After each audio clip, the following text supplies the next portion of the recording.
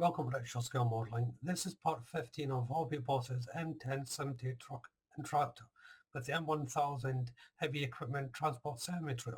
Scale is 1:35. In this part of the video, I'm going to be building the wheels, getting them connected, putting all the ductwork in and so on. So let's jump into this and see how well I get on. Starting off by putting some of the duct pipework into the suspension system. They're a bit fiddly to do, and I'm having to get quite close in to see what I'm doing.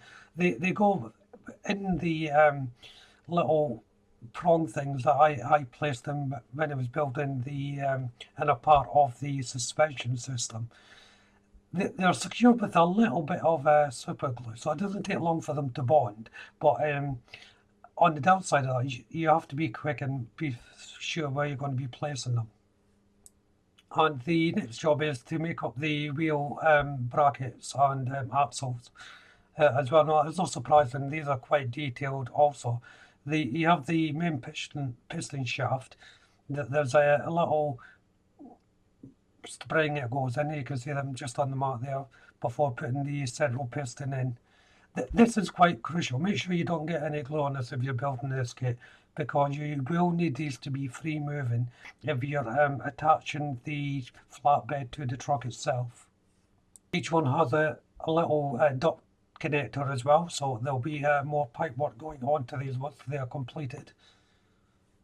Once I've got the suspension pistons put in, they go into their own housing. Again, I can't emphasize enough, be careful where you put your cement here, because as I said, they really need to be free moving. It is a simple construction, even though it's detailed, and of course there's a lot of them to do as well. I'm putting a couple of clamps on just to make sure that everything doesn't move that I don't want it to move, and I've still got that free movement.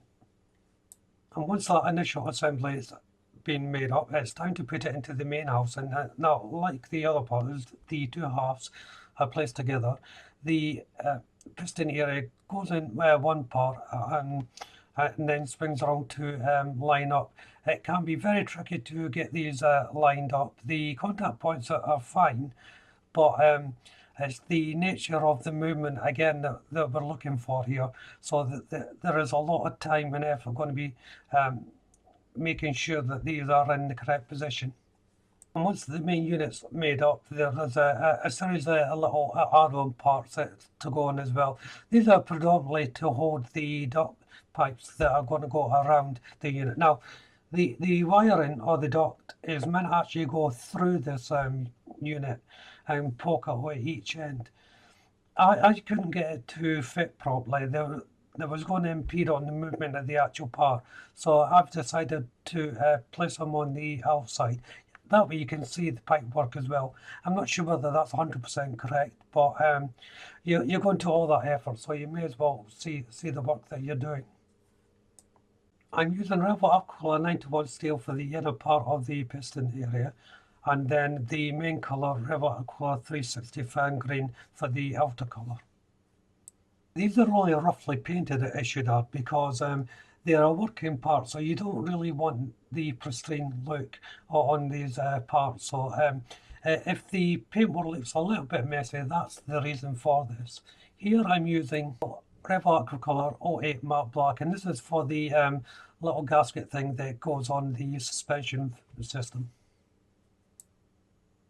And then it's to the duct. Now it says 11 centimeters or 10 centimeters, sorry.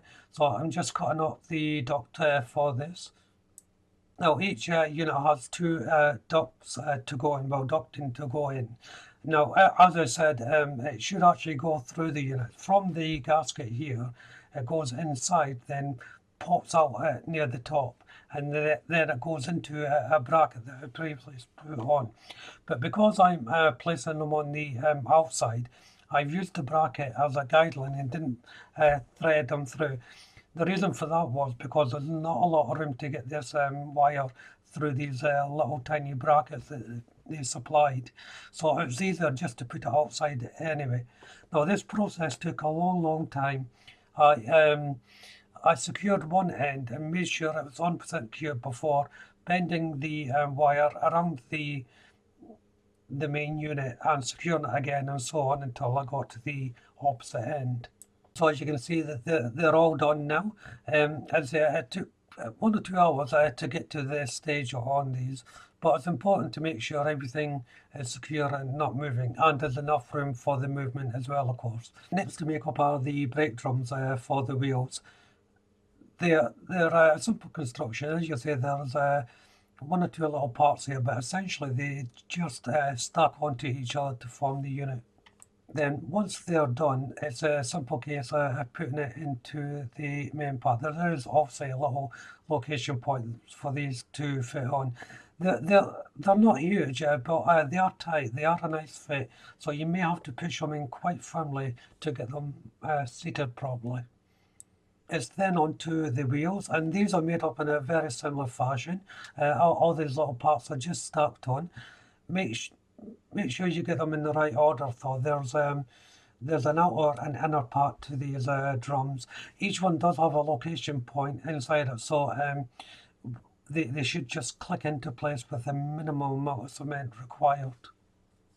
Once both drums are made up, they then connect to each other. Now you can either do this once the tiles are on, or you can do it the way I'm doing it now and fitting them beforehand. Either way works just as well. It depends how you feel and how you want to approach the build. I will say though, it is difficult to line these up. There's a minimum amount of surface there to connect with. So again, just be careful of your alignment on these. Even though a tile's going on, you might not see the joint, but if it's not 100% square, the tile will look off. So as you can see, I'm onto the tires, and once the parts were dry, it was just a simple case of pushing the tires on and fitting it within the rim. Sometimes they do pop out and it may need a little bit of persuasion to fit, but they are a nice fit. I just did one side, then placed on the other side to form the actual wheel itself. There is a little hubcap that goes into it. Now, I placed it in now, but that was a mistake. So I took them off. Luckily, I'd only placed one in.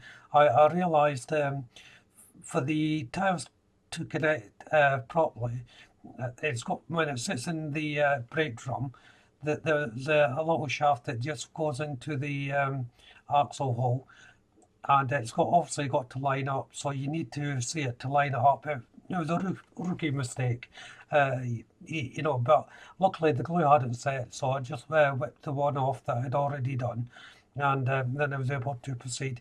I'm putting quite a lot of cement on here for these wheels as well. The wheels sometimes have a tendency to pop off if you don't get them on properly, and with this many wheels, you don't want them all falling off once they're in place. But once I got the majority of the wheels on, I started putting on the little hubcaps. They just sit on the shaft itself. They're easy enough to fit. So once that was all dry, it was time to place them on the actual flatbed itself. Now each one has a very small location point. And you can just see me putting it on there. There's not a lot of surface area to connect these wheels at all, but they do sit in there quite nicely. They should sit proud as well, and the little connection point that is provided. Don't be tempted to file it flat and have these the arm of the suspension system lying flat on the bed. It should just sit a little bit above the actual bed itself. Again, this is important for the movement of the wheel. And the last thing I do for this part of the video is to connect the steering rods. They just fit underneath the wheel and into the central column of the flatbed. I've also connected the duct pipes to the main structure as well. Again, that was secured just with a little piece of super glue.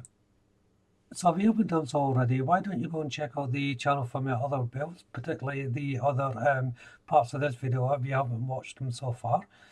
If you subscribe to the channel, make sure you hit the like button, and please subscribe. That way you'll be kept up to date with all of my builds, including the next part of this one, of course. Hit the like button. Don't be afraid to leave a comment, and of course you can share the video. But for now, thank you all very much for watching. Bye bye.